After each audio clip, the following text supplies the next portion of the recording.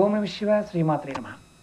ఈరోజు షార్ట్ వీడియోలో ఒక పురాతనమైన ఆయుర్వేదంలో ఉన్న తాంత్రిక ఉపాయం చెప్తాను. చాలామందికి దగ్గుతూనే ఉంటారు, తగ్గదు. డాక్టర్ దగ్గరికి వెళ్ళినా ఏమీ లేదు, మీకు పైత్యం చేసింది, దానివల్ల దగ్గు వస్తుంది అంటారు. అలాంటి వారికి మీరు ఒక చిన్న ఉపాయం చేయండి.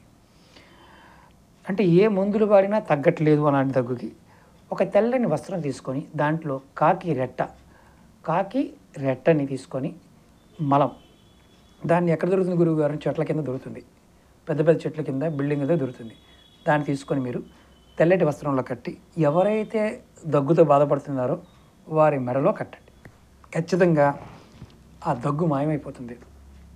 వాసన వస్తుంది కదా గురువుగారు, రోగాలు వస్తాయి గురువుగారు అంటారు. చిన్న రెట్ట ముక్క తీసుకొని కట్టిన క్లాత్లో కట్టి దగ్గు తగ్గిన తర్వాత తీసేయచ్చు, ఇబ్బంది ఏం లేదు. ప్రయత్నం చేయండి.